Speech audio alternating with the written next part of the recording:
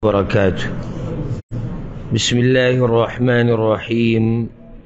الحمد لله رب العالمين، والصلاة والسلام على أشرف الأنبياء والمرسلين نبينا محمد وعلى آله وصحبه أجمعين. أما بعد، القرآن الكريم لتفسير بدي مباركة دوركي من د سورة البقرة يوصل نلسم نمبر 8 رسیدلیو.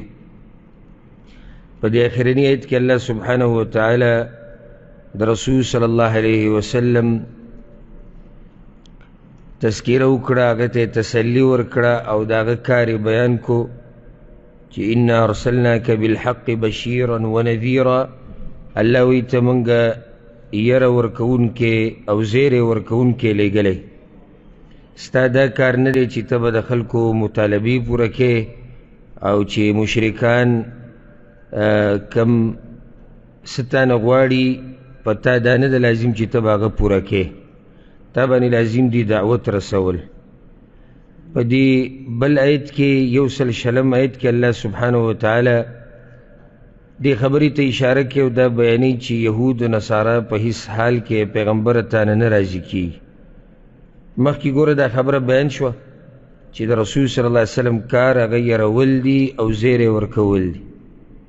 نو د هغه سره به د دې خبرې غمو چې یاره دا یهود دي راضي شوې او دوی ایمان راوړی، دا نصارا دي زموږ نه راضي شوې. الله ورته وایي ته خپل کار کوه، دوی ته نه راضي کېږي او صرف په یو شرط نه راضي کېږي چې ته د دوی د دین تابعداري وکړې، هله به درنه راضي شي، اسی نه راضي کېږي. نو الله سبحانه وتعالی په دې 100 آیت کې هم دغه خبرې ته اشاره کوي.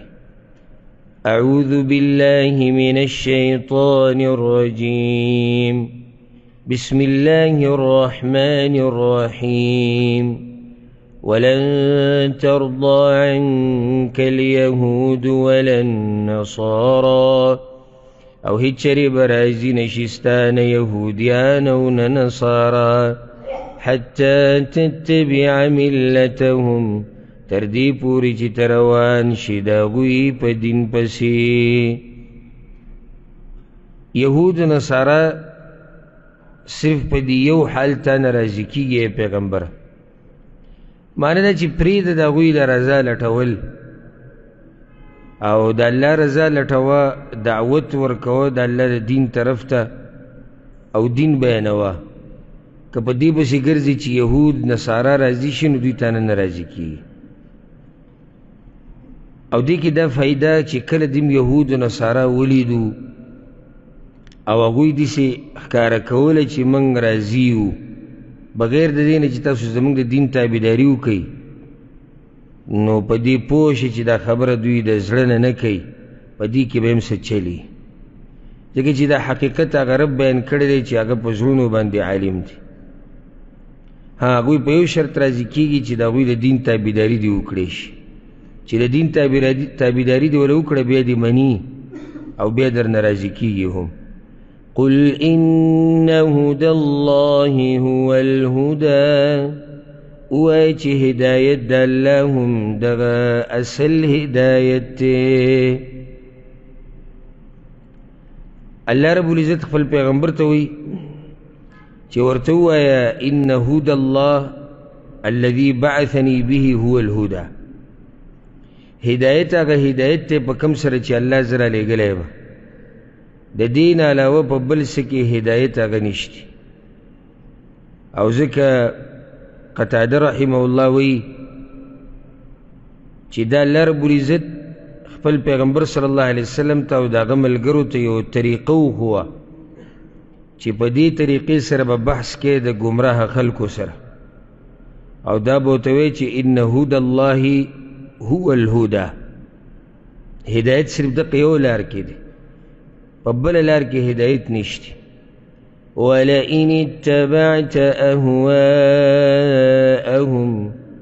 او کچرته ته روان شي د هغوی په خواهشاتو پسې، بعد الذي جاءك من العلم، پس داغین چراغی تا تا علم ما لك من الله من ولی ولا نصیر نبی استاد پارد اللہ دا طرف نسوک بچ کون کے او نمددگار دیکھ سخت تحدید دے وعید دے دی امت تا پار چی تابداری با نکوئی دا طریقی دا یہودو دا طریقی دا نصاراو دا مشرکانو غیر مسلم چی سمر دی دا غوی پا نقش قدم بنزی اللہ پیغمبر تو ولئن اتبعتا کچرت تروان شو نو پیغمبر صلی اللہ علیہ وسلم خدا غوی دا خواہشات و تابداری نکی خدا قسم خبر اصل که اللہ دا امت تیرولو دا پارا کئی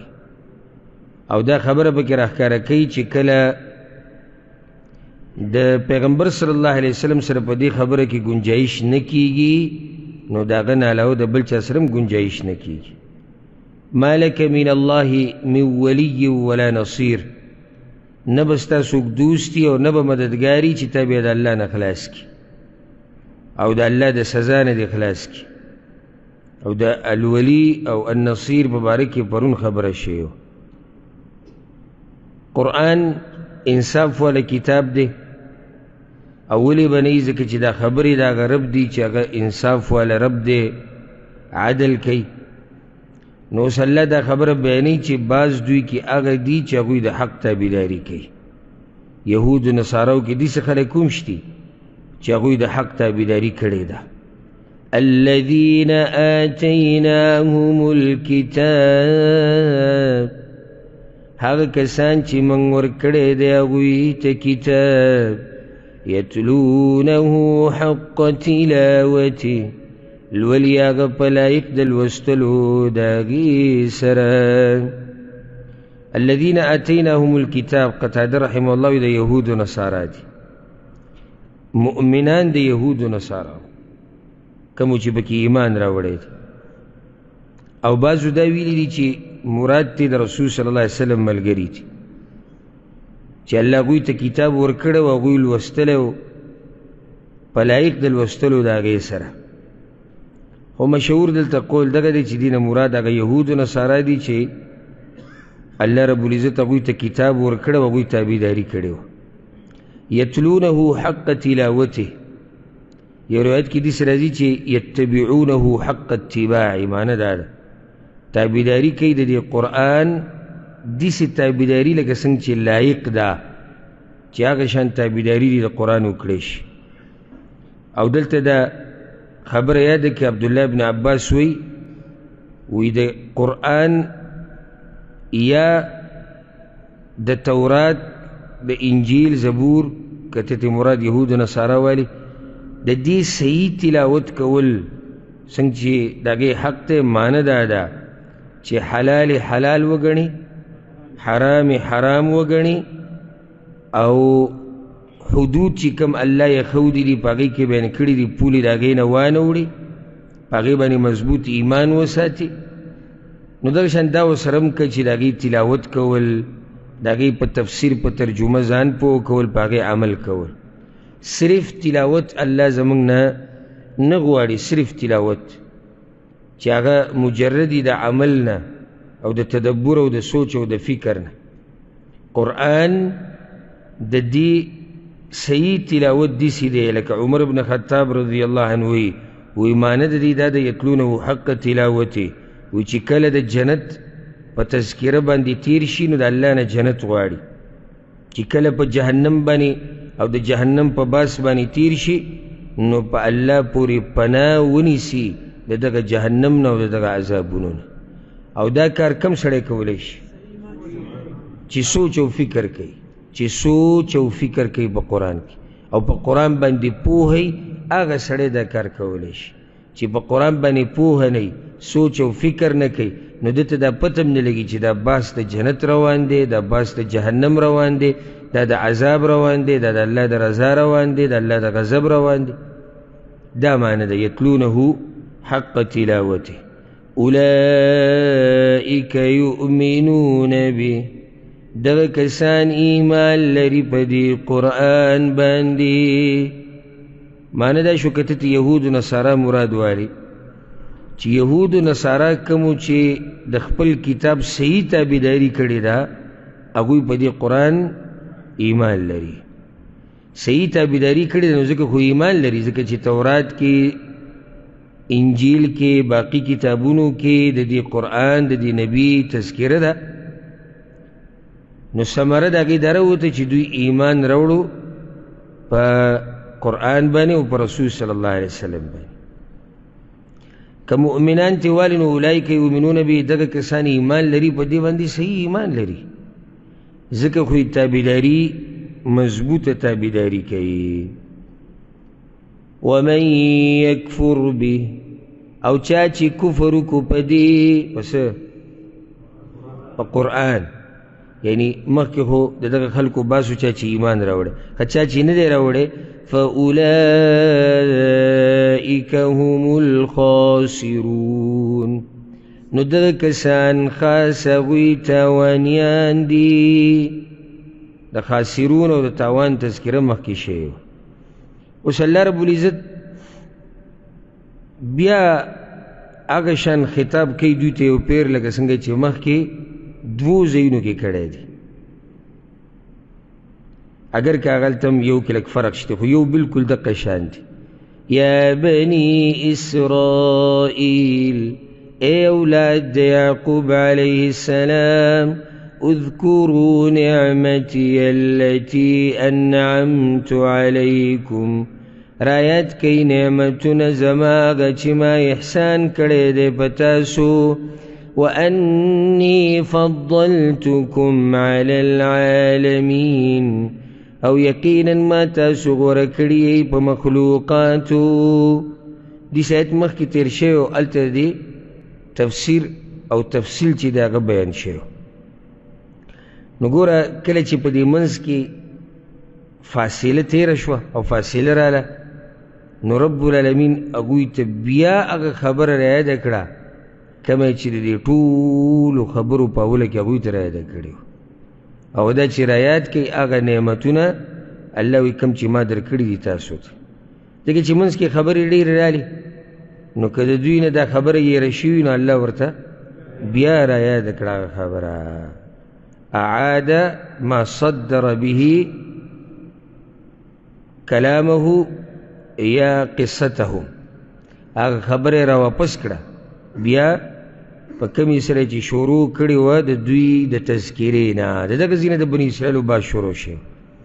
نو دلته الله بیا که خبره وکړه، بیا یې ویرولم، نعمتونه رعایت کوي او ویرېږي. دلیل دی چې الله رحیم باچا دی او اسې چاله عذابونه نه ورکوي. غواړي دا چې دا مخلوق د عذاب نه بچ شي، خو چې یو سړی په خپله دې پورې نښتی چې ما ته د عذاب میلاو شوی او زری د عذاب حقدار شوی، نو فلا یلومن الا نفسه، دې دې صرف خپل ځان ملامته کوي، بل څوک نشي ملامته کولی.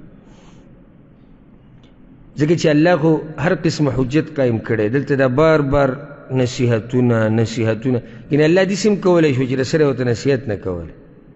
او سبحان الله ګوره موږ سره پرون تیر شو چې دوی د الله دپاره بچی ثابتوي، دوی د الله ګستاخیانې کړي، دوی د پیغمبرانو کړي، د هغې باوجود رب العزت دوی ته نصیحتونه کوي او دوی یری دې دپاره چې دوی را واپس شي د دې خپلې ګمراهۍ نه او د دې خپل کفر. واتقوا یوما، او ویرېږئ د هغه ورځې نه، لا تجزي نفس عن نفس شیئا، چې په کار به را نشي یو نفس د بل نفس نه هېڅ شی، یعنې هېڅ فایده ورنشي ورکولی، په هېڅ باب کې په کار نشي راتلی. ولا يقبل منها عدل، او نه به قبلېدی شي د هغه نه فدیه، ولا تنفعها شفاعه، او فایده به نه ورکوي هغه ته سفارش، ولا هم ینصرون، او نه به د هغوی سره مرسته کېږي. دې آیت هم مخکې تېر شوی که نه تېر شوی؟ هلته وضاحت شوی. ځکه بار بار وایم چې په اوله کې پوهه نه شوې وروسته نشي پوهېدی، ځکه چې ډېرې خبرې هغه تېرې شي بیا د هغې باس نه راځي. او روجې کې خو بیا تاسو وینئ بیا خو بلکل بعض داسې آیتونه چې هغې باندې صرف ترجمه یې د هغې ځکه چې هغه مخکې د هغې ډېر وضاحتونه تېر شي. نو ځکه لازمي که څوک دا شوق لري چې ما د الله کلام ټول زده کړی چې دی په ټولو درسونو کې ناسي، او یوازې دا شرف او عزت، یوازې دا شرف او عزت چې ته د الله کلام د ابتدا نه انتها پورې ټول واورې، دا ځان له یو شرف او عزت دی چې بیا به پوه شي دا بل شرف او عزت دی.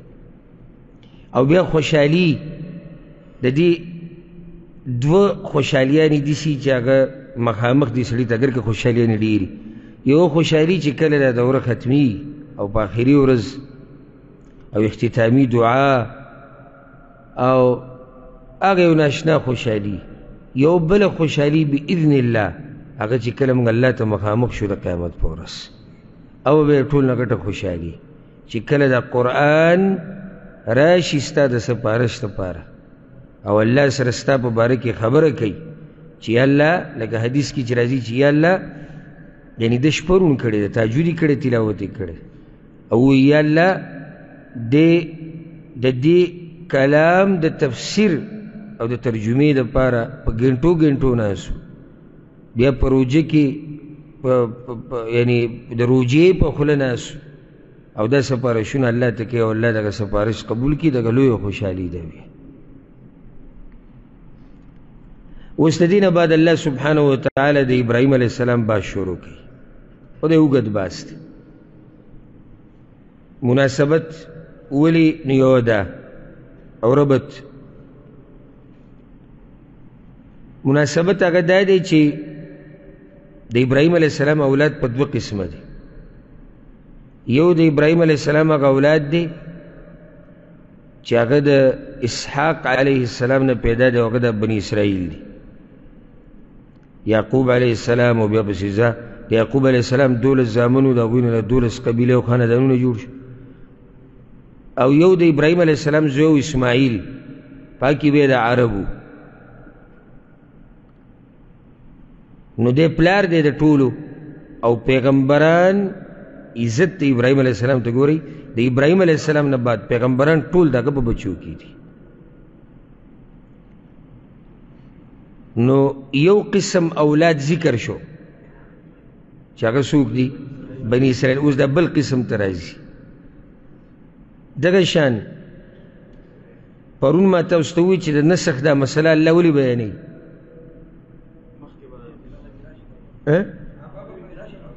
قبله به بدلیږي، قبله بدلیدو ولا د الله ته مونږ تیاری ذهني، نو چې د قبلې خبره ده نو د ابراهیم علیه السلام باز خو پکې لازم، ځکه چې د کعبې بانی دی.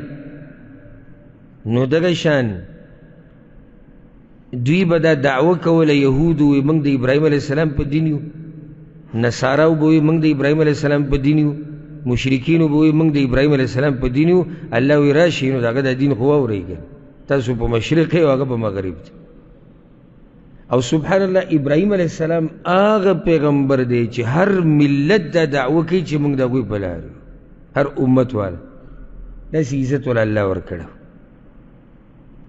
ها دغه جدا خبره ده چې لازم نه دی چې هر سړی په خپله دعوه کې رښتینی.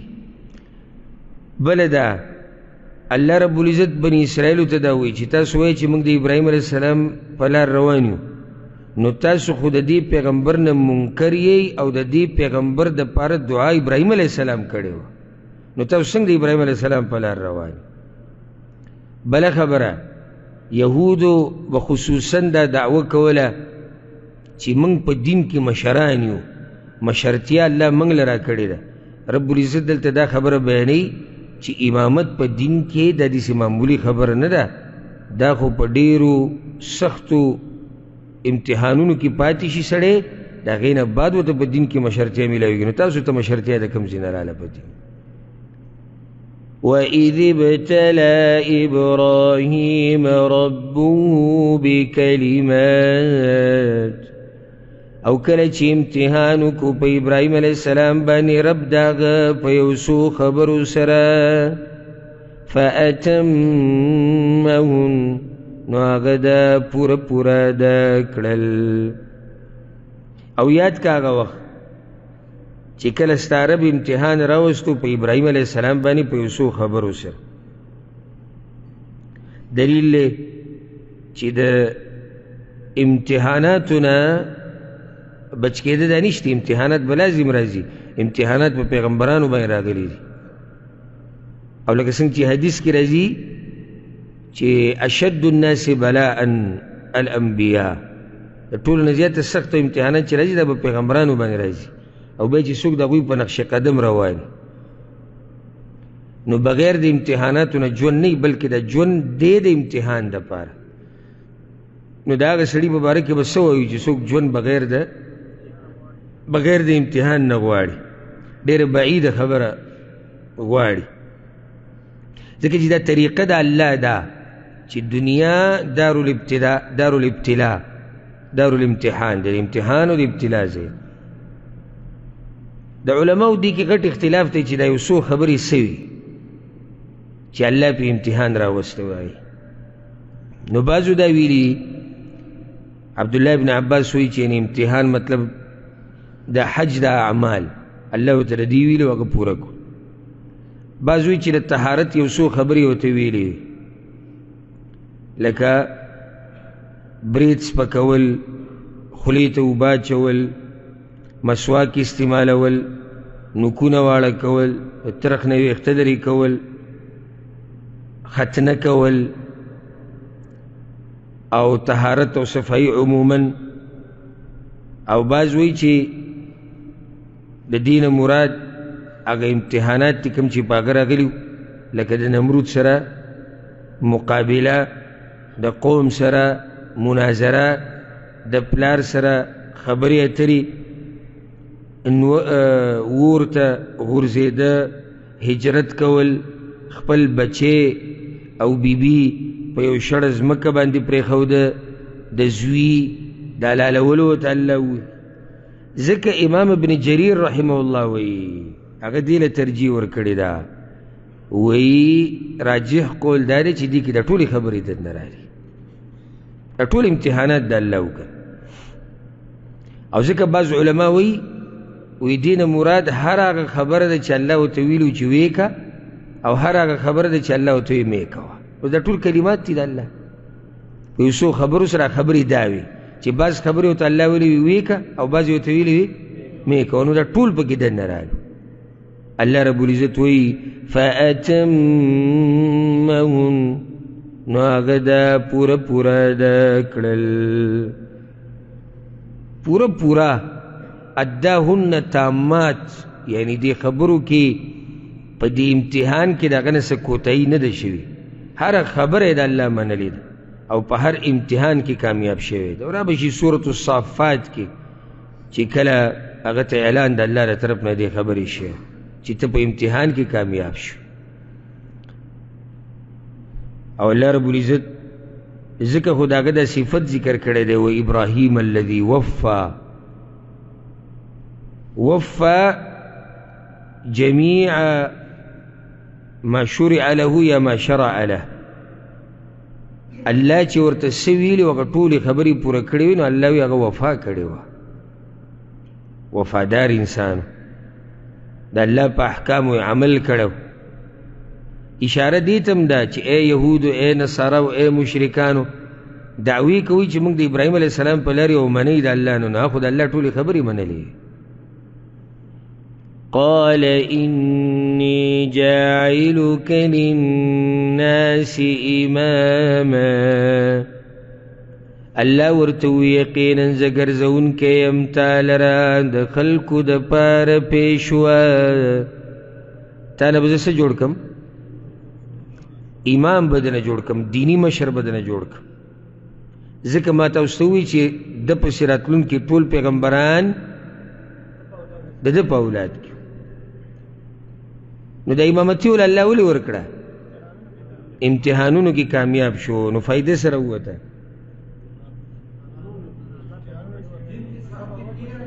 نو چې دین کې سختي تیری کې او په امتحانونو باندې تیر شي، نو الله بدله مشرتیا درکړي، دا فایده راووته.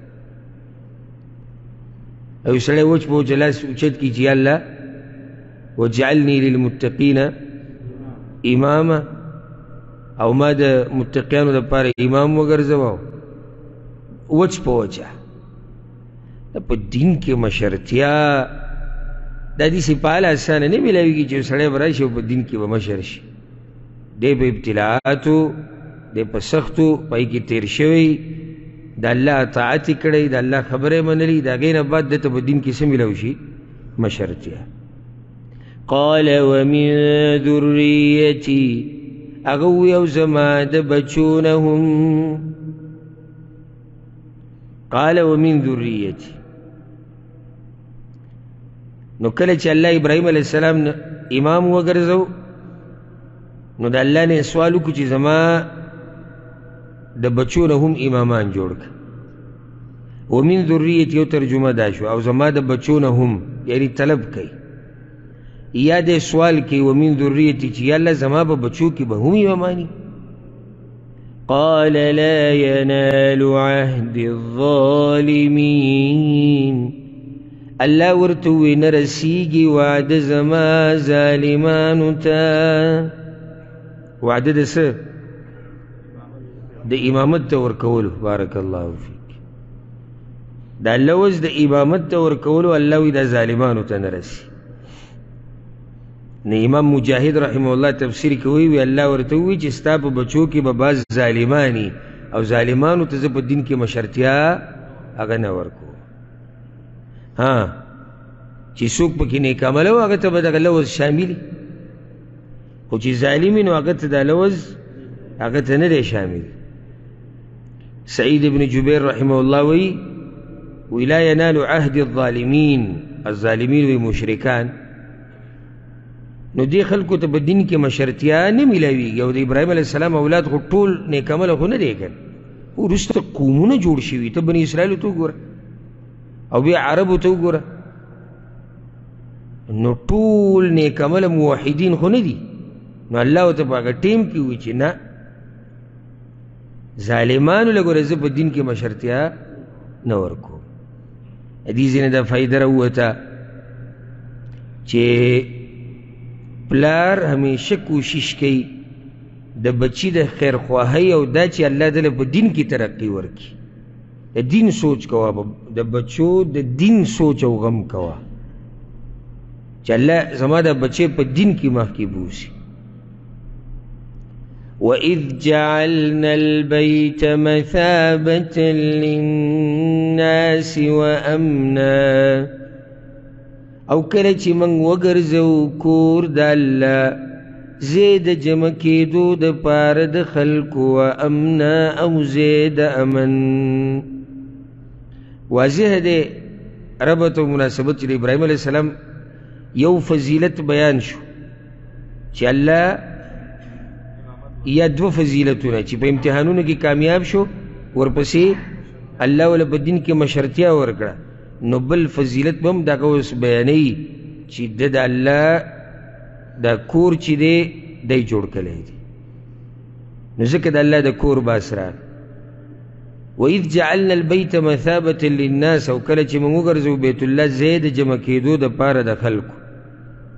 مثابة للناس، عبدالله بن عباس وی د دې معنی دا ده چې دې ته خلک ځي راځي، دا حرم چېرته خالي کېږي نه.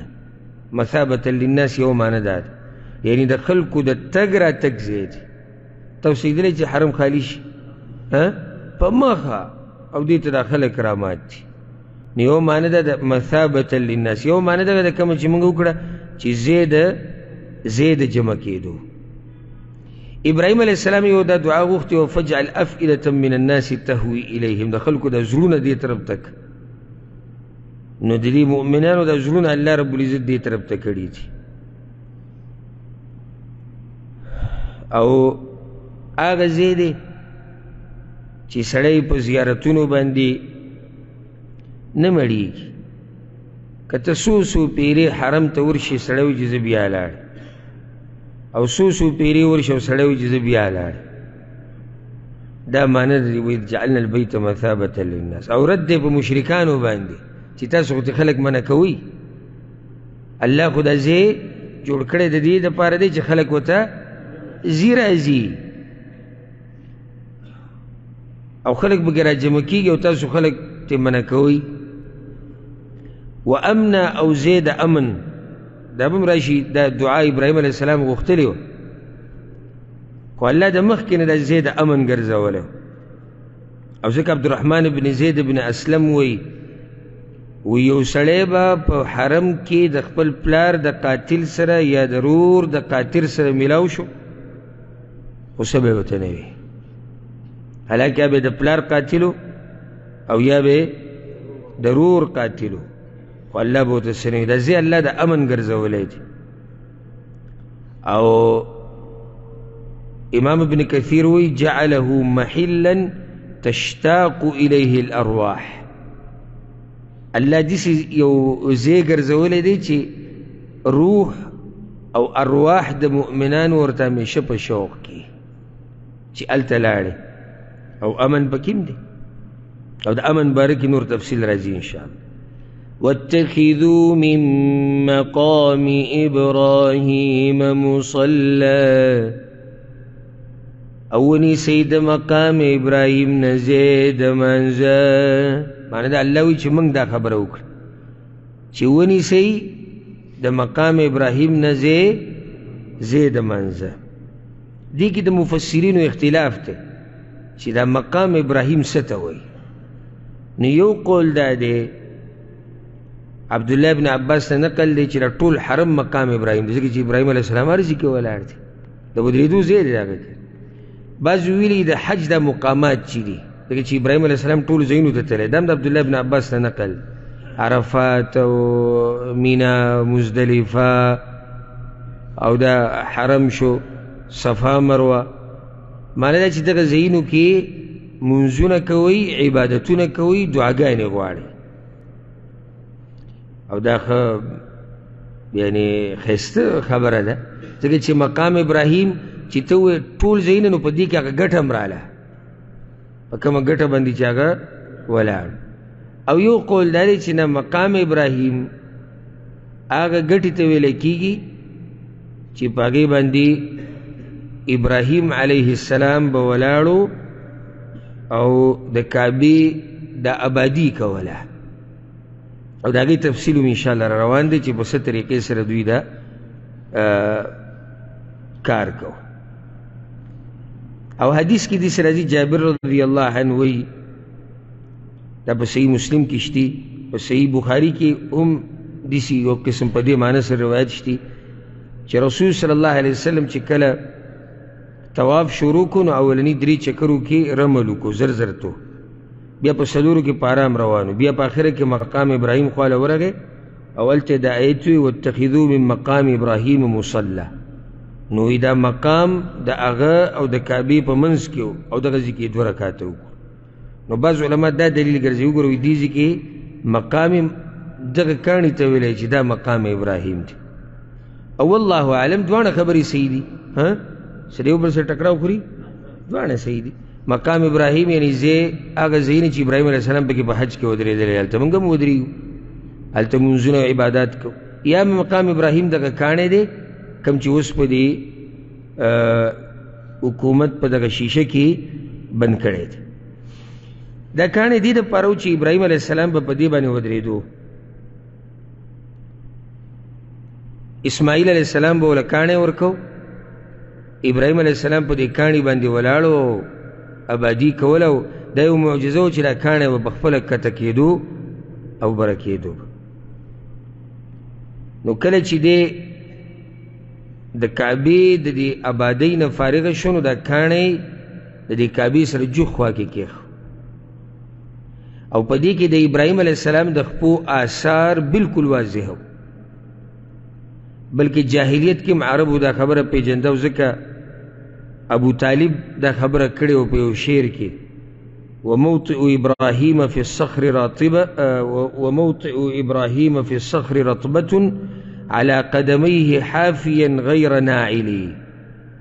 او د ابراهیم علیه السلام د خپو قدمونه، د ابراهیم علیه السلام د خپو آثار د قدمونو نښې هغه وی په هغه کاڼي کې تازه پراته دي چې پیزار یې په خپو نه و، خپې بله خپې په دې کاڼي ولاړو. دا ابو طالب دا خبره کړې ده. معنی ده چې د آثار د دې ګوتو دا د پوندو دا بالکل سو بالکل واضح. او انس ابن مالک رضی الله عنه دا خبره کوي، وی ما په خپله په مقام ابراهیم کې دغه کاڼي کې د هغه د ګوتو آثار لیدلی وو، خو بیا څه چلو شو، وی خلکو پې لاسونه راښکودي، هغې سره دا غیب شوی دی.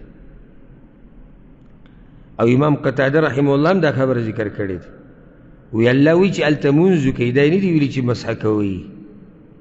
نو هغه دې خلکو دومره مسحه کړي چې هغه نښې یې تې څه کړي، هغه یې تې ورکې کړي. والله دې حکومت له طاقت او توفیق ورکړي.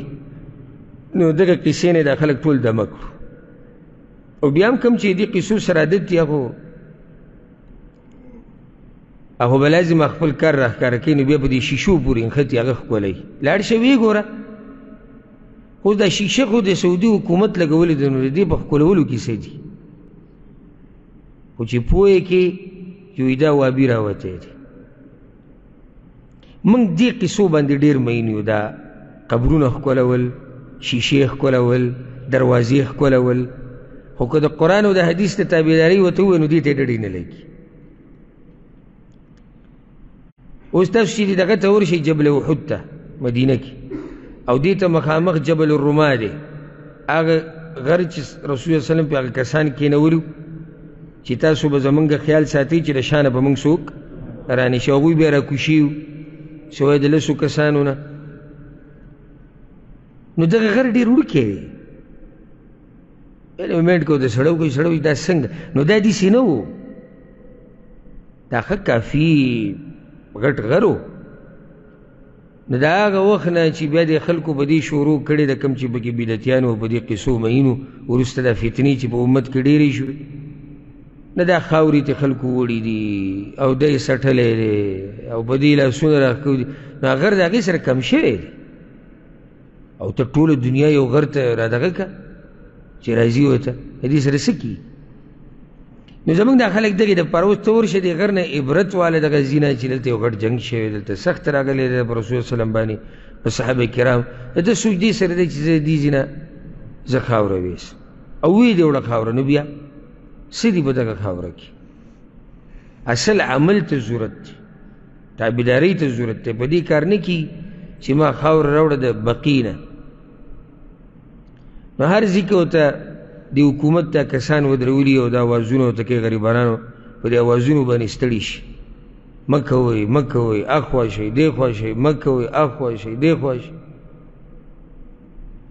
او رسول صلی الله علیه وسلم یو دا دعا غوښتلې وه چې یا الله زما د قبر نه میله مه جوړوه. الله ول هغه دعا قبوله کړې ده. داسې خلکو له دا حکومت ګوره اوس ورکړی دی چې میله جوړېده ورته نه پرېږدي. او دا چې زمونږ سره وی که نه، نو یو خو به دې ټکسونو ته کتلي وو، دویم د هوټلو خوا کې چې کومې هوټلې دي د هغوی دوکې به دې لیدلې وي، په خوراک په سامان کې به دې دوکې دړاکې لیدلې وي. حاجیان د ویزو دا مسلې، د عمرو د ویزو دا مسلې، په دې کې به دې دوکې دړاکې لیدلې وي. بیا به دې هلته قبر پرستي لیدلې وه، درګاهونه دربارونه به دې لیدلي وو، چرسیان بنګیان به دې لیدلي وو، باباګان مریدان پیران به دې لیدلي وو، د یا رسول الله چغې، د یا علي چغې، د یا فاطمه چغې به دې لیدلې وي، تورې چیرلې، شنې چیرلې، سرې چیرلې به دې لیدلې وي، لوګي به دې لیدلي وو. شکر د الله دی چې د دې قصو نه خلاص کړی دی. والله الحمدلله لاړ شه صفا ځای دی، د الله بندګي وکړه راځه. د بندګۍ نه دې څوک نه منع کوي، وایي جي موږ منع کوي نه، والله که د الله د عبادت نه دې منع کوي، منع کوي د الله د عبادت، خو تا به څه بله جاښه کړي ځکه به یې منع کړی. نه نه ما خو څه نه کولی چې هغه دروازه مې ښکلولی وي، نو خو د دې نه منع کړی که نه. ته ما ته دا ووایه چې تا د عبادت نه منع کړي، چې یاره ما سجده لګوله الله ته، او ما ته وایي چې سجده مه لګوه الله ته، یا ما د الله نه سوال کوو ما ته وایي چې مه کوه د الله نه. دې پکې څه شته؟ بلکې تا ته وایي راشه ویې که، د هغې دپاره درته ترتیب جوړوي، د هغې دپاره درته فوج ودرولی دی، پوره پولسانې ودرولي دي چې ته په ارام عبادت وکړې، خپله عمره وکړې په ښه طریقې سره، او تا ته وایي راشه عبادت وکړه. او د خزعبلاتو نه دې منع کوي، دغې ته دې نه پرېږدي، دې قصو ته. بعض پکې راشي د کعبې د غلاف نه به تار وباسي، کوشش به کوي چې دې نه به تار وباسي. دا په کال کې یو جوړېږي څومره قیمتي، دی راغلی دی دې نه تار وباسي. دا چې زمونږ په علاقو کې دا پاتې شوي، د دې کعبې نه دا کاڼي نه ویستی، دا ټول چې کعبې دله ختمه کړي. او اوس هم هلته په پاکستان کې به یو سیب راښکاره شي، وایي ما سره یو کپړه ده، دا کپړه ده څه ده؟ وایي دا د هغې کپړې نه پرې کړی شوي ده کومه چې د رسول الله وسلم په قبر پرته ده. د ځوان زوی دی، هلته د سره کپړه پرته ده، هلته حالانکه هغه قبر ته نو څوک پرېږدي، هغه بند پروت دی مکمل، ته نه څوک نشي ورتلی، هغې ته دیوالونه دي، او یار سره پاکستان کې کپړه پرته ده. او ویښته د رسول الله وسلم په افغانستان کې ویلي، او خوله به یې په بیځي کې ویلي. عجیبه خبره ده. او دا خلکو ته لېڼ کې ولاړي، یو غټه غوغا جوړې او شور جوړې او څه کوي، د رسول الله وسلم ویښته راغلی دي. څه تاریخ دی تا سره دی چې دا سند د سره شتي، سند بیان کړی دی ویښته، چې دا په کوم سند تا ته رارسېدلی. سند مرد نشته، خو چې ځان مشهورې یو سدي یو قصه شروع کړه. یو پیر پنجاب کې یو قصه شروع شوې، پتې تاسو ته به یاد وي که نه. وایي رسول صلی الله علیه وسلم راغلی و دې کور ته، یو کس کور او بیا تللی، او پای کې د قدم نښه پاتې شوې، او دا خلک ورمات، او قدم دومره دی، دومره. اوس هم سرچ وکړئ یوټیوب کې به راوځي آثار د قدم د رسول الله وسلم په بر صغیر کې وګورئ. نو دومره خو یو هغه د خپې قدم دی، دومره د هغه خپو، او بیا د هغې نه وروره باقاعده جنګله تاو شوي ده، او خلک ورمات دي، د ناشنا تجارت. نو الله دې زموږ په حال باندې رحم وکړي.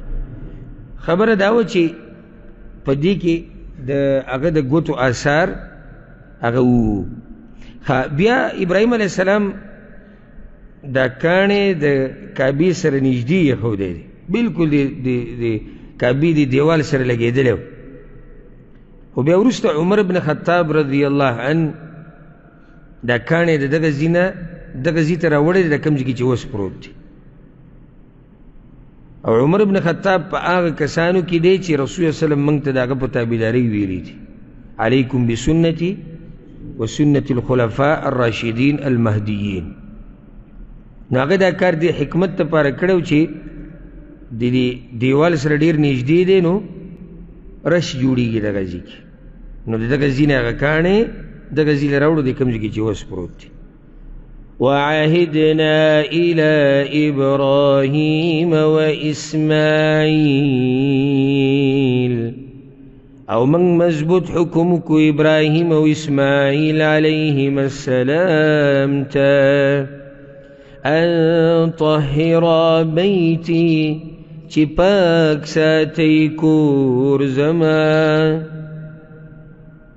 امام مجاہد، امام سعید ابن جبیر اگوی داوی طهر بیتی معنی زمان کور پاک کی د بوتانو نه او د شرک نه او د الله د نافرمانیانو نه. رد دی ګوره په مشرکانو باندې چې تاسو وایئ چې موږ د ابراهیم علیه السلام تابعدار یو، نو الله ابراهیم علیه السلام ته ویلي چې دا کور پاک که د څه نه؟ د بوتانو نه. او تاسو خو پکې بوتان ایښودي دي، د بوتانو بندګي کوئ، نو څنګه به تاسو دا دعوه کوئ؟ ابراهیم او اسماعیل علیه السلام ته الله دا کار حواله کړی، دلیل دی په دې باندې د جوماتونو خدمت کول دا شرف او عزت دی. ابراهیم او د اسماعیل علیهم السلام په شان اوچتو انسانانو ته الله دا کار حواله کړی، نو که ته چېرته د جومات څه خدمت کې، نو دا د الله مهرباني ده په تا باندې. للطائفین والعاکفین، د پاره د طواف کوونکو او اعتکاف کوونکو، والرکع السجود او رکوع کوونکو سجده کوونکو. پاکی کوي چې دا خلق پکې بندګیانې کوي د الله. الطائفین طواف کوونکي، نو طواف ځکه اول ذکر کو ځکه چې هلته غټ عمل هغه طواف دی. والعاکفین هلته چې اعتکاف کوونکي دي، اوسېدونکي دي، مقیمین دي، دا ټول پکې راغلي. والرکع السجود او رکوع کوونکي سجده کوونکي دا په دې ذکر کړو ځکه چې هلته خلک مونځ کوي. نو همدغه درې اعمال هلته کېږي. خیال هم کړی که نه؟ طواف، اعتکاف، مونځ. په مانځه کې بیا رکوع او سجده په دې ذکر کړه ځکه چې دې کې عاجزي ډېره ده. د مانځه په ټولو کارونو کې عاجزي ده، خو په دې دوو کې عاجزي هغه ډېره زیاته ده. الله ورته وایي دوی دپاره پاک. سورت الحج کې به راشي هلته الله داسې ویلي چې للطائفین والقائمین والرکع السجود. هلته چې دی نو دغه نه دی ذکر شوی ده، اعتکاف قیام ذکر شوی دی. نو هلته اعتکاف په دې ذکر نه کړو ځکه چې سورة بقره کې تذکره وشوه، نو هلته بیا ونه کړه. وَإِذْ قَالَ إِبْرَاهِيمُ رَبِّ اجْعَلْ هَذَا بَلَدًا آمِنًا. او کله چې وی ابراهیم علیه السلام ای ربه زما وګرځوه دا ښار ځای د امن، یا ای ربه زما وګرځوه دا ځای امن والا، ښار امن والا وګرځوه. دا دعا غوښتې و ابراهیم علیه السلام. نو دې که اوس د ابراهیم علیه السلام بل فضیلت بیانېږي چې هغه دعا غوښتې وه او هغه دعا الله قبوله کړې ده. الله دا حرم مخکې نه امن والا ګرځولی، دا د پخوانه او د ځمکې او د اسمان د پیدایش نه مخکې دا امن والا لیکلی شوی دی. خو بیا ابراهیم علیه السلام پکې دا دعا هم وغوښته چې الله امن والا یې وګرځوه. لکه را به شي چې ابراهیم علیه السلام وایي چې الله په دوی کې پیغمبر راولېږه. الله که دعا قبوله کړه که نه؟ قبوله یې کړه. خو دا خو مخکې نه الله تقدیر کې لیکلي چې دا پیغمبر به راځي که نه و؟ د ابراهیم علیه السلام د دعا نه مخکې دا خبره تقدیر کې وه چې دوی کې به څوک راځي؟ پیغمبر به راځي. نو دلته هغه د الله نه دا سوال وکړي چې الله دا ښار امن والا وګرځوه. او ځکه حدیث کې راځي لا يحل لأحد ان يحمل بمکة السلاح، نه دی جایز یو سړي لره چې په مکه کې اسلحه وګرځي. نو دا ښار امن والا وګرځوه. سورة ابراهیم کې براشي هلته ویلي وإذ قال ابراهیم رب اجعل هذا البلد، دلته وی هذا بلدا، هلته په الف لام سره ذکر کېږي، معرف دی چې دا ښار. نو دلته ولې الف لام ورسره نشتي؟ نو بعض علماء دا جواب کړی چې ابراهیم علیه السلام دا دعا دوه پیرې غوښتې ده. یو پیر چې دا ښار نه و نو هلته وی بلدن آمنه بغیر الف لام، او چې کله چې ښار جوړ شو او کعبه پکې جوړه شوه نو بیا دویم پیر دا دعا وکړه چې وإذ قال ابراهیم رب اجعل هذا البلد. او بعض علماء دا جواب کړی دی وی سوره ابراهیم کې چې کوم آیت دی هغه په مکه کې نازل شوی دی، هذا البلد. نو هلته خو دغه بلد دغه ښار نږدې دی، نو هلته ځکه الف لام ورسره راغی. او دا آیت چې دی دا مدني دی او دا ځای د هغه ځینه لرې دی. وارزق اهله من الثمرات، او رزق ورکه اوسېدونکو د دې ښار ته من الثمرات د هر قسم میوونه، هر قسم میوه ولی الله ورکه. او دا دعا الله قبوله کړې ده. قرآن په بل ځای کې به هم راشي چې الله هغې ته هر وخت میوې را روانې او بې موسمه میوې په حرم کې میلاویږي. او ته به حیران شي دغه تورو غرونو کې چې کوم پراخه رزق میلاویږي سړی ورته حیران شي. دا هغه دعا ابراهیم علیه السلام چې غوښتې په مکې کې کم شی داسې دی تا ته نه میلاویږي. او څومره تجارت پکې رواني او دا خلک پکې لګیایي ټول، څوک ځان له څه خرڅوي او څوک څه خرڅوي او څوک ګاډي چلوي او څوک نورې مزدوریانې کوي او د ټولو دا رزق پکې پراخ. نو یا الله ورکه اوسېدونکو د دې ښار ته میوې د هر قسم میوونه. من آمن منهم بالله واليوم الآخر هغه چاته چې ایمان راوړي د دوی نه په الله او په ورځ وروستنۍ. ابراهیم علیه السلام دا میوې خاص کړي چا دپاره؟ مؤمنانو دپاره. ولې؟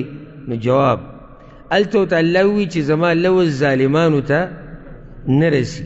نو د هغه دا مطلب شو چې څنګه دغه لوز ظالمانو ته نه رسي د امامتۍ ده، نو دغه شان به د رزق د الله دا هم د مؤمنانو دپاره وي.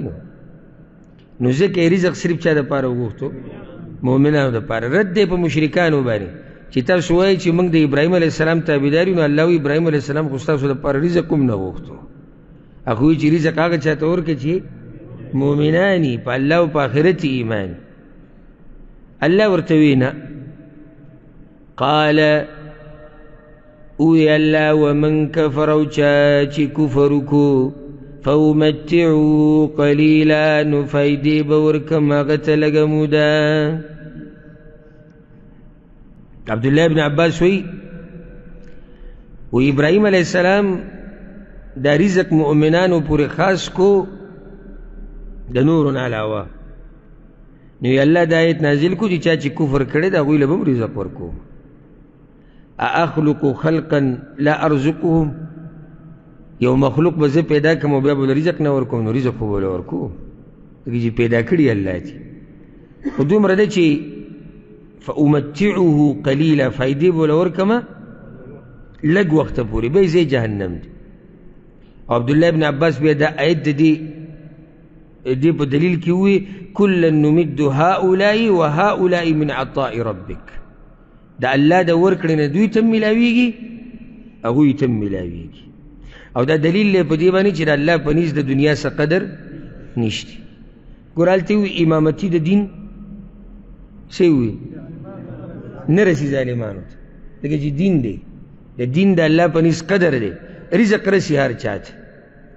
نو ځکه په دې مه خوشحالېږه چې الله ماله دا ډېر مال لا کړی زه به دینداره یم. مال ډېرېده کمېده دا د دیندارۍ او د بېدینۍ نښه نه ده. او مال هر چا ته میلاویږي، دینداري دا د الله خاصو خلکو ته میلاویږي.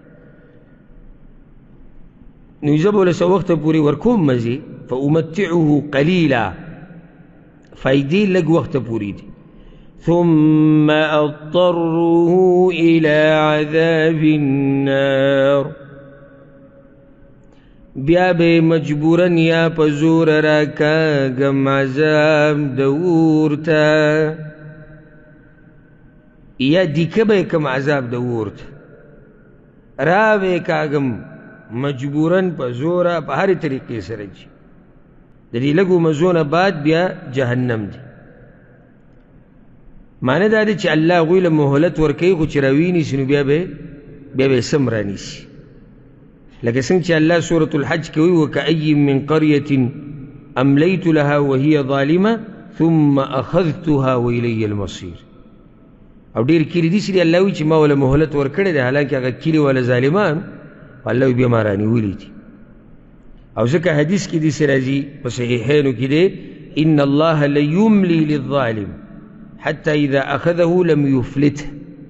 الله ګوره ظالم له وخت ورکوي، موقع ورکوي، خو چې راوینیسي که نه نو به یې نه پرېږدي. وبئس المصیر، او بد ځای د ورتګ دی دا اور. الله یې ته موږ ټول ساتي. وإذ يرفع إبراهيم القواعد من البيت وإسماعيل، او کله چې اوچتول ابراهیم علیه السلام بنیادونه د بیت الله او اسماعیل علیه السلام. دا بل عزت ذکر کیږي د ابراهیم علیه السلام چې هغه بانی د الله د کور دی.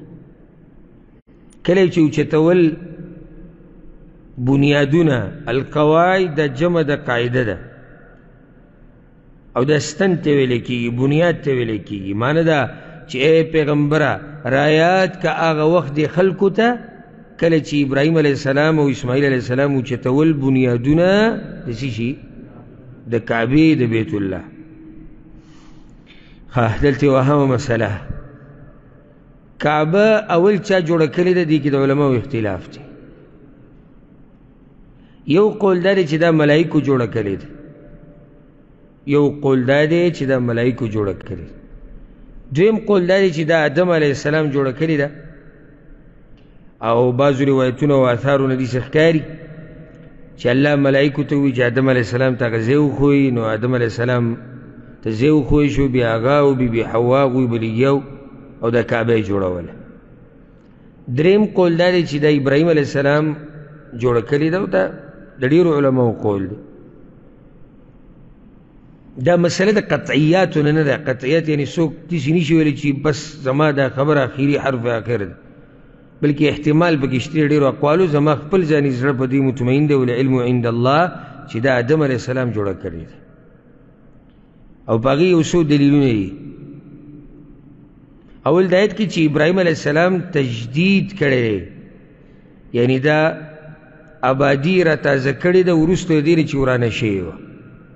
په څه سره ورانه شوې ده الله اعلم، خو بنیادونه وو، ځکه ووایي الله چې بنیادونه یې راوچتول، یعنی څه شتي مخکې.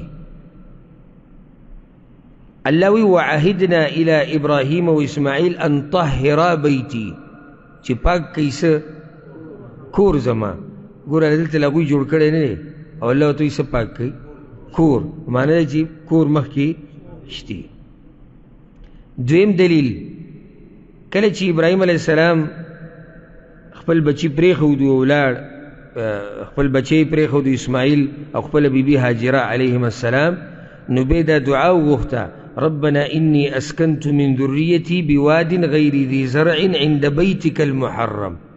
یا الله ما خپل بچی پرېښودو په یو شړه علاقه کې ستا د کور په خوا کې.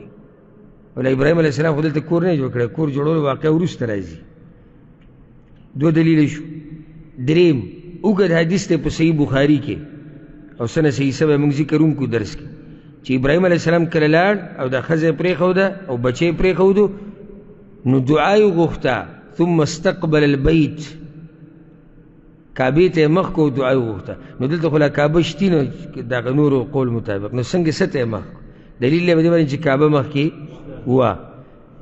هاجره بیبي هاجره چې کله په خپل بچي باندې ویرېده او هغه وږی شوی او تږی شوی، نو الله په ملایکو کې یو ملک راولېږو، نو هغه ورته دا ووایي فانها هنا بیت الله، مه یېرېږه، دلته د الله کور دی، دلته د الله کور دی. د شان بل دلیل به بعض علما دا ذکر کوي چې دا د ټولو انبیاو قبله وه، د ټولو انبیاو قبله وه، بلکې د بعضو انبیاو په سیرت کې راځي چې هغوی حج له راغلي دي، هغوی طوافونه کړي دي، هغوی د ابراهیم علیه السلام نه مخکې وو. الله اعلم. خو د دې دلایلو نه داسې ښکاري چې کعبه د ابراهیم علیه السلام نه مخکې وه. نو ابراهیم علیه السلام چې چل کړی دی تجدید یې کړی دی، آبادي نوي کړې ده، آبادي تازه کړې ده. والعلم عند الله. وإذ يرفع إبراهيم القواعد من البيت وإسماعيل ربنا تقبل منا، دوانو وی اے ربا زمنگ قبول کزمنگنا، انك انت السميع العليم، یقینا خاص تا اوریدن کے قبل ان کے، اوریدن کے معنی قبل ان کے ہم دے، یقینا خاص تا اوریدن کے پوہے. اللہ اکبر. کار سکی کعبه جوړی څوک دي؟ انبیاء دي. چا ورته ویلي؟ الله. او یریږي چې د عمل برانه قبول شي او که نه. او ځکه یو روایت کې راځي د وهیب ابن الورد رحمه الله نه، وی هغې وپیر د آیت تلاوت کو وإذ يرفع إبراهيم القواعد من البيت وإسماعيل ربنا تقبل منا، وی بکا په جړا شو، سمې وجړل، وی یا خلیل الرحمن، اے د الله دوسته، ترفع قوائم بیت الرحمن، ته خو د الله د کور بنیادونه اوچتې او ته یېرېږي چې قبول به شي او که نه، په جړا به شو.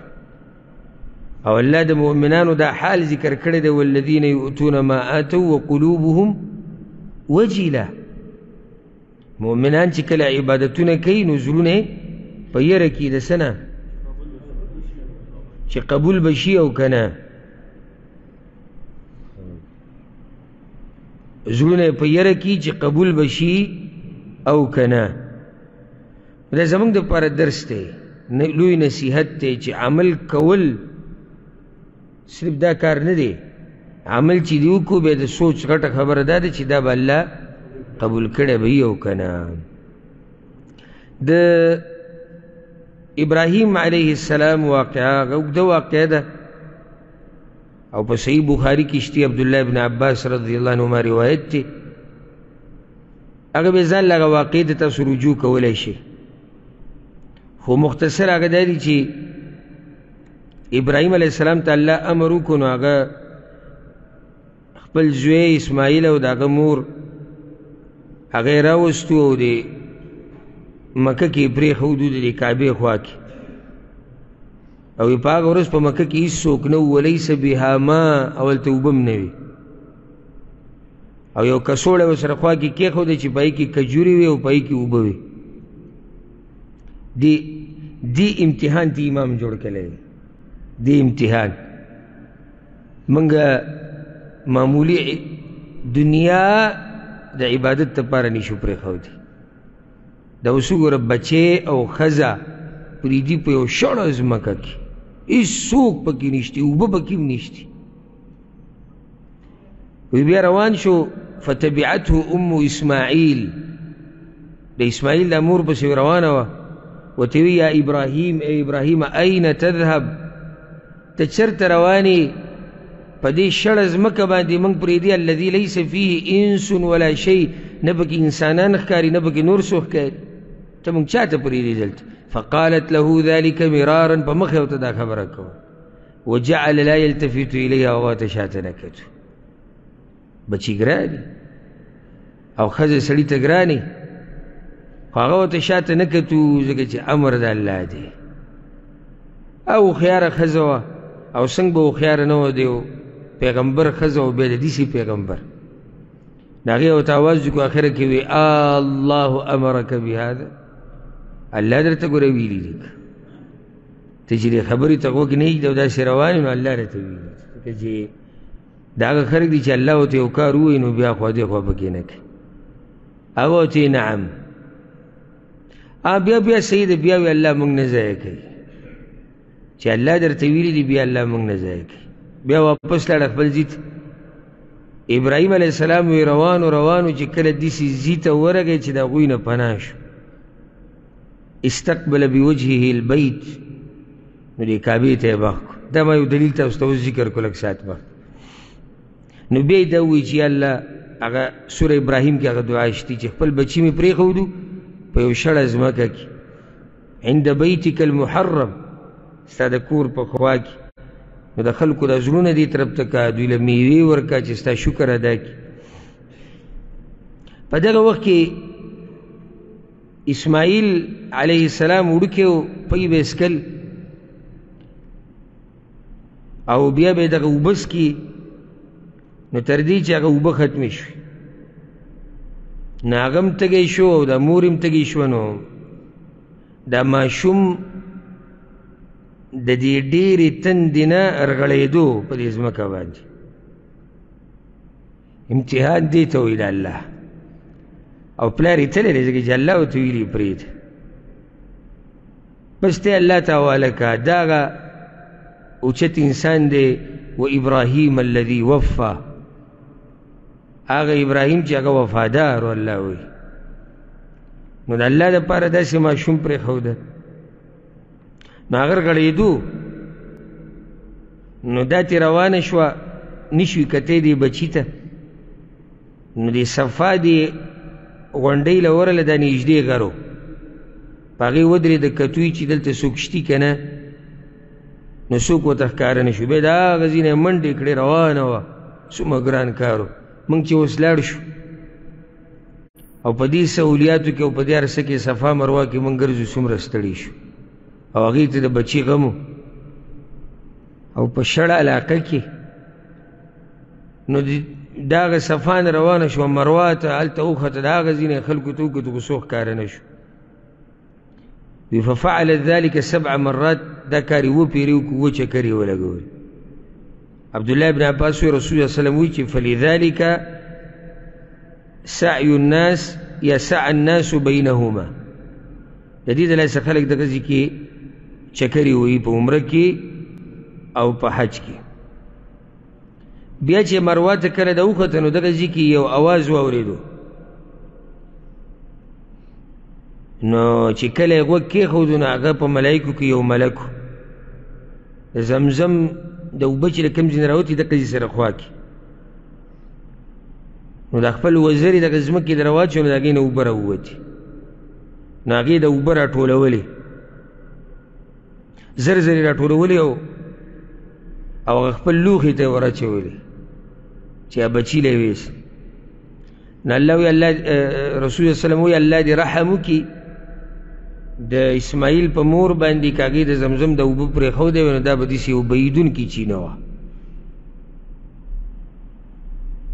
او هغې وی چې زمزم معنی یې راټولې شي. بیا دوی دغه وخت دغه شانو نو د اوبو له به مارغان راتلو، د مارغانو دا طریقه ده چې کوم ځای کې اوبه وي نو هغوی هغه طرف ته ورځي. نو یو قبیله پې تېره شوه، غټه قبیله چې هغه قبیله د جرهم ده. دوی د کدا په دې طریقه باندې را روانو، مکه کې دغه معروف لار ده، په دغه لار روانو. نو دوی وکتو چې یاره دا مارغان دغه طرف ته تاویږي را تاویږي که څه اوبه دي دغه ځای کې چې رالو نو هلته ام اسماعیل یې ومونده عند الماء د اوبو سره ناسته وه. الله رب العزت دپاره بچي پرېښودي، الله ورته یو چینه پوره راوویسته، او داسې چینه چې د قیامته پورې بهیدونکي، اوبه نه ختمېدونکي. د الله د هغه ملګري د زوی دپاره راویستې وه چې هغه وفا کړې وه د الله سره. واتخذ الله ابراهیم خلیلا، الله وی ما ابراهیم خپل خاص دوست ګرځولی و. نو خاص دوست خو یاسې نه و ګرځولی، د دې د لاسه یې ګرځولی چې هغه ډېرې قربانیانې ورکړې وې. نو دوی پسې ورل ورته وی ته موږ له اجازت راکوې چې موږ ستا خوا کې کوشو. هغې ورته او ولکن لا حق لکم فی الماء، خو په اوبو به دعوه نه کوئ چې دا زمونږ دي. استعمال تی کولی شي خو حق د چا سره دی؟ حق به زما سره وي. دا نه تاسو وایي دا زمونږ اوبه دي او زمونږ ځای دی او نه، هغه ته صحیح. دغه شان دا اسماعیل د دوی سره لوی شو، دا عربو. بیا اسماعیل علیه السلام د دوی نه واده م کړی، ځکه بچي بیا په عربو کې دي ټول. دا مختصر دا خبره ذکر کو. نو چې کله ځوان شو هغوی وله په د خپلو زنانو کې او د خپلو جنکو کې یو جنۍ ورکړه. وماتت ام اسماعیل، او د اسماعیل علیه السلام مور پکې مړه شو، او پلار لا نه دی راغلی ځکه چې الله اجازت نه دی ورکړی. دا هغه ابتلاعات او امتحانات دي چې الله په ابراهیم علیه السلام راوستي.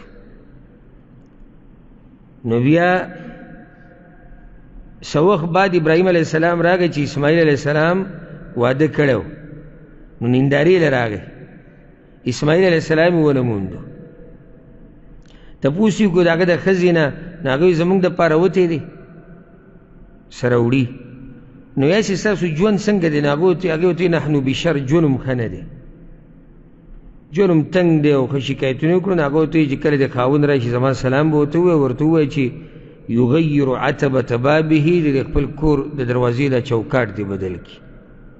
اسماعیل راغی علیه السلام چې پوه شو ګوره څوک راغلي وکړو، ویاو داسې یو بوډا راغلی و، او هغه تپوس وکړو ستا په باره کې او بیا د ژوند په باره کې، او ما ورته داسې وویل، هغه دا ووایي او وی چې د دروازې دا چوکاټ به بدل کړي. وی ذاک ابي، دا خو زما پلار و، او ما ته امر کړی چې خپله ښځه پرېږده دې نه جدا شه، ته ځه کور ته. هغه یې طلاقه کړه، بیا بله وکړه. بیا څه وخت بعد ابراهیم علیه السلام بیا راغی. دا اوس سویم پیر راتګ دی، دریم پیر که دویم پیر؟ دریم پیر. نږدې وي تا څلورم ویلی وي، خو بیا له پاتې دی. د اوسه پورې څو دي؟ درې دي. یو مخکې راغلی و څه دپاره؟ دا اسماعیل او هاجره علیهم السلام یې پرېښودو. بیا راغی وی ښځه دې پرېږده. بیا راغی دریم پیر. اوس په دریم پیر چې راغی سلام یې واچو، تپوس یې وکړو د خاوند په باره. خاوند یې چې شو هغې ورته نشته. وایي ژوند هم څنګه دی؟ وی موږ خو ډېر پراخه ژوند کړو، واثنت علی الله، د الله حمد او ثنا وي، نو یې خورئ څه وي مونږ غوښه خورو اکثر، سکئ څه وي وبس. نو هغه دعا وکړه اللهم بارک لهم، یا الله ته دوی لپاره برکت واچوې په دې غوښه کې او په دې اوبو کې. او بیا ورته وایي چې خاوند ته به دې زما سلام ووایې او ورته ووایې چې یثبت عتبة بابه، د دروازې دا چوکاټ دې مضبوط ساتي، دا دې راټینګ ونیسي. اسماعیل علیه السلام راغی، وایي څوک راغلی وایي داسې داسې کس و، دا یې وایي دا زما پلار، او ما ته وایي چې ته به ما سره یې. بیا څه وخت تېرېدو، نو بیا ابراهیم علیه السلام یو پیر راغی، دا اوسویم پیر څلورم، او اسماعیل علیه السلام لګیاو د دې زمزم د دې کوی سره د قضیې کې لګیاو. وی چې کله یې ولیدو قام الیه، نو پسې پاڅېدو او د یو بل نه سم تاو راتاو شو. فصنعا کما یصنع الوالد بالولد والولد بالوالد. نو هغه څه وکړو چې کله پلار او زوی د یو بل سره ډېر وخت بعد میلاو شي، یو بل سره کوي، یو بل ښکل کړو، یو بل له جوختې غاړې ورکړې. بیا ورته یا اسماعیله الله ما ته یو امر کړی دی چې ته به پکې ما سره مرسته وکړې او که نه. نو هغه ورته فاصنع ما امرک ربک، به چې الله راته څه ویلي نو هغه کوه. نو نه وي ته به مې مرسته کې، وی واعینک، زه به دې مرسته کو. وی فإن الله امرني ان ابني ها هنا بیتا، الله راته ویلي دلته یو کور جوړ که. نو په هغه ټیم کې به دوی راولګېدو. فعند ذلك حدیث کې دی رفعا القواعد من البيت، دغه ټیم کې دوی هغه بنیادونه د ځمکې د کعبې هغه راوچت کړو. دا هغه مختصر قصه وه. وإذ يرفع إبراهيم القواعد من البيت، دلته بله مسله، نن دا تفسیر ذکر ډېر نه ویل کېږي چې بعض آیتونو د وضاحت لپاره به لازم قصه هغه پوره کړي. دلته دا مسله یاده کوي چې کله قریشو دا کعبه ورانوله او دا وی چې د دې د آبادي برابرو او په دې باندې اجماع راله، نو په دغه ټیم کې ابو وهب ابن عمرو پاڅېدو په مشرکانو کې، د کعبې نه یو کاڼی یو خښته لرې کړه، نو هغه خښته د لاسه داسې ولیده، بد دی واپس راغی ویرېدو. نو هغه دا خبره وکړه چې قریش یو خبره یاده کوي، د کعبې په جوړولو کې به حلال مال لګوي، حرام به نه لګوي. داسې هوښیار خلک وو، ځکه چې الله دپاره به پاک مال لګوي. د ظلم، د زنا، د سود مال او که د چا حق د سرې هغه به پکې نه لګوي. صحیح ده، اتفاق په دې راغی. خو بیا دویمه یره څه ده، ورانه وبې څنګه. بد دغه مشورې روانې وي. الولید ابن المغیره ووی د خالد ابن الولید پلار، دا ډېر هوښیار سړی و، مخوریس سړی و، سپین ږیری و، مشر و. وی انا ابدؤکم فی هدمها، زه به شروع وکړم. کشی سامان بیلچې راواغستې ورغی او لاسونه یې چت کړو، وی اللهم انا لا نريد الا الخير، یا الله مونږ ګوره صرف خیر غواړو، زمونږ ستا د کور سره څه دشمني ګوره نشته، او ستا د کور د عزت دپاره دا کار کوو. داسې مینو د الله په کور باندې. نن سبا ډېر مشرکان به داسې ویني چې د هغوی نه دغه مشرکان ترې څه وو، هغه ترې غوره وو او هغه ترې ښه وو. نو ورغې د دې غاړو نه یې ترې داسې بعض کاڼي او خښتې دی ترې وویستې او بیا راغې فتربص الناس تلك الليله، خلق ټول شپه ناسو د کعبې په خوا کې کتوي چې صبر کوي الله، ځکه چې د الله کور دی، د الله د کور نه خښته ویسته او د هغې ورانول دا ګران کار دی.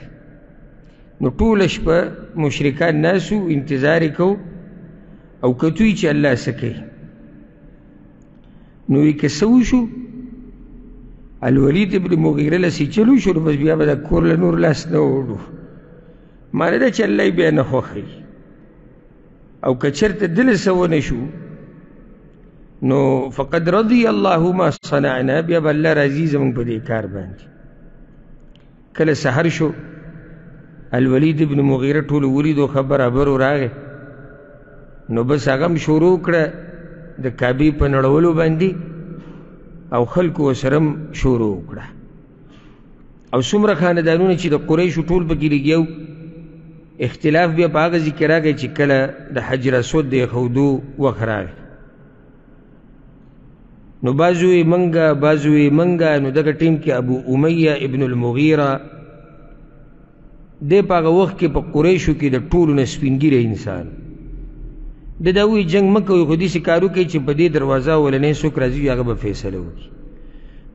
الله عزت ورکو خپل پیغمبر له نه اولنی کس هغه راننوت، او چې څنګه یې ولید وایي هذا الامین، دا خو هغه امانتګر انسان راغی، په ده موږ راځي یو. هذا محمد، دا خو محمد راغی صلی الله علیه وسلم. نو هغه وایي داسې کار وکړئ چې یو کاڼی یو کپړه راوړئ، کپړه یې پرې راوړه، بیا په هغې کې دا کاڼی کېښودو، بیا وي دا کاڼی هره قبیله دي دا کپړه اوچته کړي. نو هغو ټولو هغه کپړه اوچته کړه، بیا رسول الله وسلم هغه کاڼی راواغستو او په دغه ځای کې کېښودو کوم چې د هغې خپل ځای و. نو په دې باندې ټول راضي شو. خو بیا داسې وشو چې د دوی سره پکې مال کم شی و، نو ابراهیم علیه السلام هغه بنیادونه چې کم دي د هغې نه یې دا کعبه وړه کړه، ځکه اوس دا خوا کې چې کم دیوال تی تاو شوی دی نو دا د کعبې حصه ده، خو دا د هغوی نه پاتې شوي و، ځکه چې مال ورسره نور نه و، نو دې ته یې نښې ولګولې. بیا چې کله عبدالله بن الزبیر رضی الله عنهما د امارت وخو د شپېتمې هجرۍ نه وروسته، او د یزید بن معاویه د ولایت او د هغه د مشرتیا د اخرنۍ وخو، نو په هغه ټیم کې هغه قصه تاسو ته معلومه ده چې د هغه او د عبدالله بن زبیر په منځ کې ورانه راغلې وه.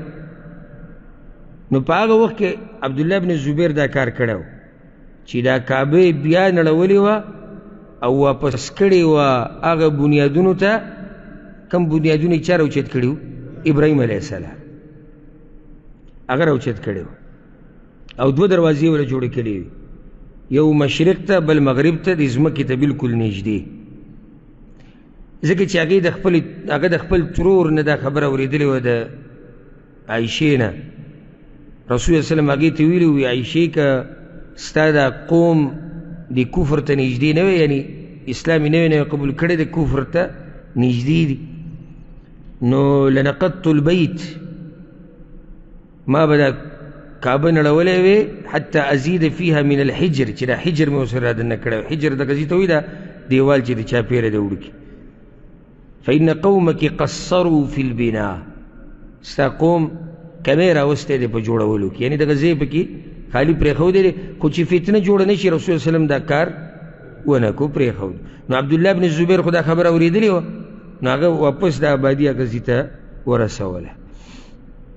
بیا وروسته چې کله حجاج ظالم راولګېدو عبدالله بن زبیر رضی الله عنهما شهید کو، نو بیا هغه خپل ځای ته واپس کړه په امر د عبدالملک ابن مروان چې خلیفه و، نو هغه خپل ځای ته واپس کړه هغه زړې آبادۍ ته. او عبدالملک ابن مروان یو پیر طواف کو، دا خبره کوله وي زبیر عبدالله ابن زبیر وی دروغ ویلی دی په ام المؤمنین باندې، وی هغې ویلی دی چې رسول وسلم دا خبره کړې چې دا به ما هغه زړو بنیادونو ته راوستی. نو په هغه ټیم کې الحارث ابن عبدالله ابن ابي ربیعه ولاړو، نو هغه ورته لا تقل هذا یا امیر المؤمنین، ای امیر المؤمنین دا خبره مه کوه، ما دا ام المؤمنین دا خبر بخبل اوریدلی ده، یعنی دا صرف عبدالله بن الزبیر خبر نه ده. نو کله چې هغه ته دې خبرې پته ولګېده نو ده وی که ما ته د مخکې نه دې خبرې پته وې لترکته على ما بنى ابن الزبیر، نو ما به په هغه طریقه باندې پرېښودی په کومه طریقه چې عبدالله بن الزبیر جوړه کړې وه. بیا وروسته چې کله هارون رشید امیر المؤمنین شو نو هغه اراده کړې وه چې دا زه هغه زړو بنیادونو ته بیا راولم، کوم بنیادونو باندې چې ابراهیم علیه السلام دا جوړه کړې ده. نو د امام مالک رحمه الله نه تپوس وکړو یا هغه یا د هغه پلار چې موږ داسې کار کوو، نو هغه ورته یا امیر المؤمنین لا تجعل کعبة الله ملعبة للملوک، امیر المؤمنین وی د دې کعبې نه یوه لوبه مه جوړوئ چې باچایان راځي او په دې پورې لوبې کوي، څوک یو طرف تاړی څوک بل طرف تاړی، بس دغه شیانې پرېږدي. نو هارون رشید د دې کار نه بیا څه شو، غلی شو. او د اوسه پورې هم دغه مسله ده چې ټول خلک پې بیا غلی شو، ځکه چې دې په ورانولو کې فتنه جوړېږي، تر دې چې قیامت ته نږدې به یو حبشي نری پنډو والا هغه به ورانوي، هغه به د قیامت نه ښیي. په صحیحینو کې دا حدیث دی، په صحیح بخاري صحیح مسلم کې رسول الله صلی الله علیه وسلم وایي یخرب الکعبة ذو السویقتین من الحبشه، د حبشې نه یو کس به راځي او نرو پنډو والا به او هغه به د کعبه ورانوي. یو روایت کې راځي امام بخاري راوړی دی یقلعها حجرا حجرا، یو کاڼی به ترې راوباسي او نړۍ وي. نو دا مختصر خبره وه، انشاءالله تاسو به پوه شوي څه نه څه، ګر که دا واقعات ښه تفصیل غواړي، خو ما دومره څه ووایي چې تاسو په دې آیتونو باندې پوه شئ. نو هغه دلته ووایي چې یا الله زمونږ دا عمل څه که قبول کا. ربنا وجعلنا مسلمین لک، اے ربا زمونږ وګرځوه موږ تابعدار ستا. وجعلنا مسلمین لک مستسلمین لامرک، معنی دا ده امام ابن جریر دی سوی، یعنی یا الله موږ وګرځوه تابعدار ستا چې ستا احکامو ته غاړه ایږدو. او بعضو سلفو دا ویلي چې کانا مسلمین، دواړه خو مسلمانان، نو بیا څنګه وایي چې یا الله موږ مسلمانان وګرځوه؟ وایي معنی دا ده چې ولکنهما سألاه الثبات، چې یا الله په دې اسلام مضبوط ساته. دا هم صحیح ده. وی الله ورته ویلي چې دا کار ما کړی دی. ومن ذریتنا امة مسلمة لک، او زمونږ د بچو نه یو ډله تابعداره ستا، یو ډله تابعداره وګرځوه ستا زمونږ د بچو نه. ټول بچي ولې ونه وي؟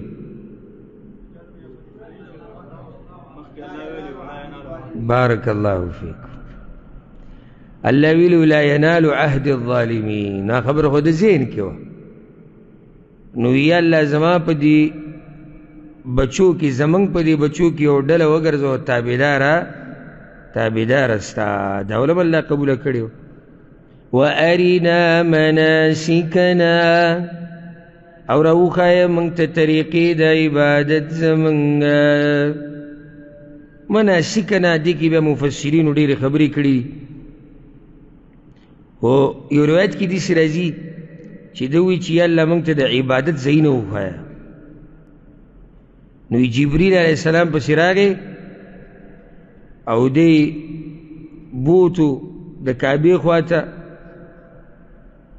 او بیا یې بوتو صفا ته، او هذا من شعائر الله، بیا مروه ته بوتو هذا من شعائر الله، بیا یې مینا ته بوتو. نو هلته چې کله جمرة العقبه ته ورسېدو چې زمونږ خلکو د غټ شیطان وایي، نو هغه ځای کې ورته دا وایي چې هلته ابلیس ولاړو، وی کبر ورمه الله اکبر ووایه، دی ووله په کاڼي باندې وویشتو. بیا لاړ دی الجمرة الوسطى، هلته هم دغه شان. بیا هغه درېیمې جمرې له ورغی، هلته هم دغه شانو.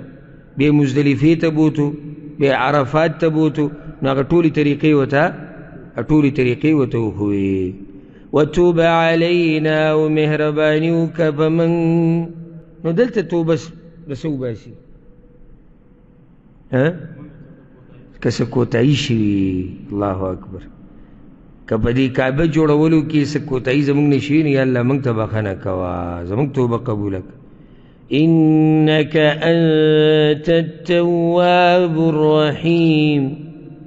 يقينا تخاس توب قبلون، يقينا خاس توب قبلون كي رحمكون كي الله يبمنكم رحمك.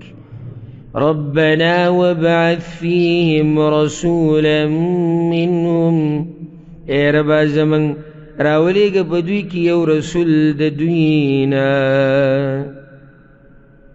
رسول الله صلی اللہ علیہ وسلم بوی کنه خپل ځان مبارکی وی دعوت ابي ابراهيم وبشرى عيسى بي.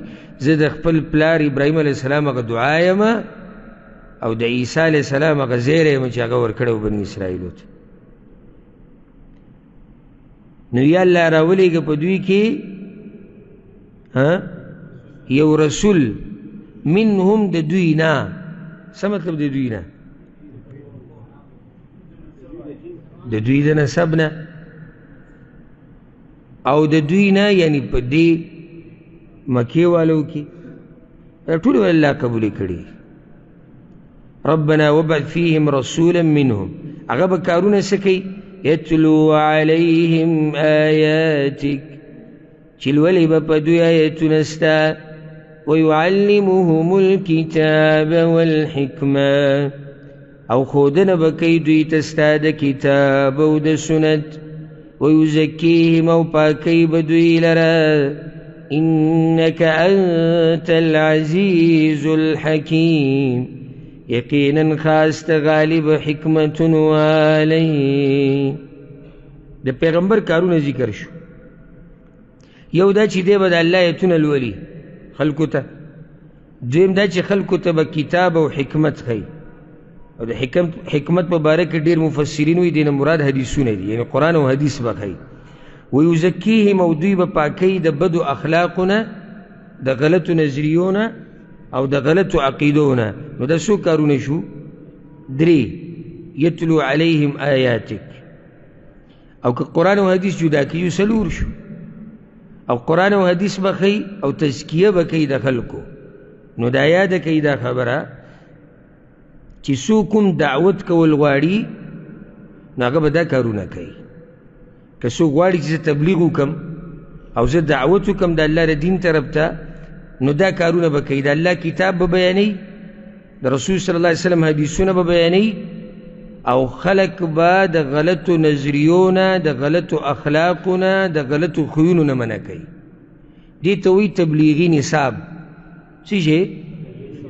هغه بل نصاب نه یادوم، تبلیغي نصاب. تاسو کتاب ته سوچ راشي. تبلیغي نصاب دا قرآن، حدیث، د سلف اقوال، دا تبلیغي نصاب دی کنه. دا نصاب موږ سره شته. تبلیغ کې به څه بیانوي؟ قرآن بیانوه. تبلیغ کې به څه بیانوي؟ حدیث بیانوه، د سلف اقوال بیانوه، د دین وضاحت کوه.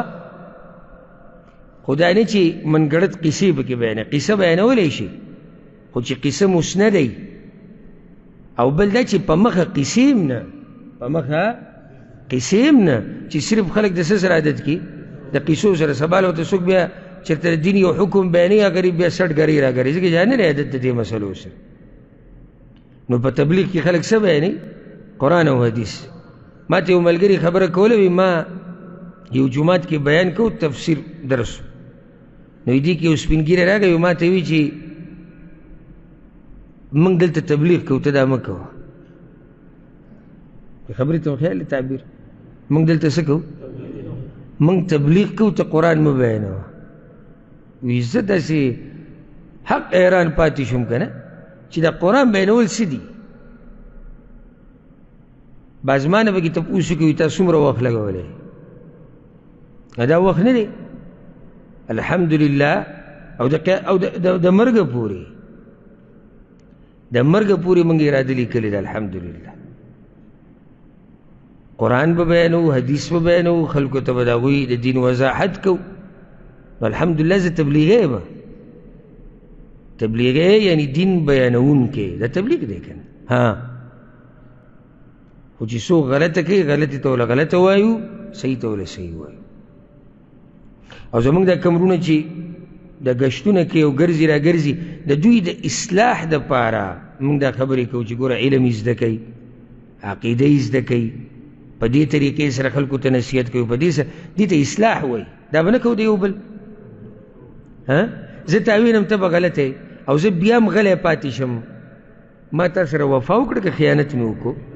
خیانت مې وکړو. زه به تا ته یم چې وروره دی خو راشه الله دې عزتمن که، خو دا کار دې غلط دی، داسې مه کوه.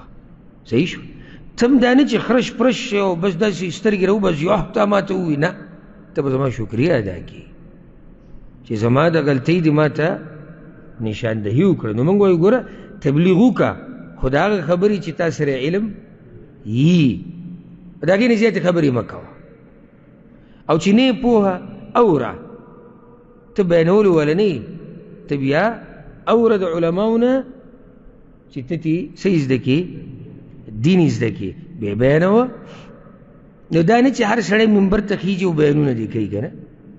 پرون ډم نن په منبر ناست بیان کوي، پرون کرکټي و غریب پسه نه و پوهه، نن په منبر ناست څه کوي، بیان کوي. نو دا منبر د رسول صلی الله علیه وسلم د وارثانو دی، داسې خو نه دی.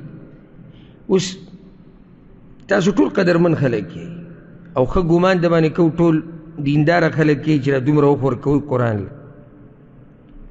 خو زه خو دا نشم کولی چې اوس تاسو یم چې راشي دلته دا تفسیر تاسو شروع کوئ، راځه دا پلانې پکې ډېر ښه سړی دی او ته راځه لکه ته درس کوه د نن نه بعد. نه، دې ځای باندې د کېناستونکي انسان یو معیار په کار دی، څه شروط په کار دي، چا سره خو څه خو وي چې بیان کړي که نه. که نه دا خبره غلطه ده.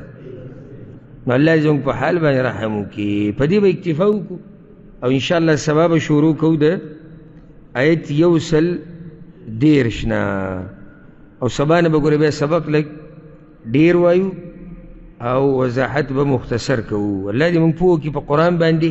هذا والله أعلم، وصلى الله وسلم على نبينا محمد وعلى آله وصحبه أجمعين.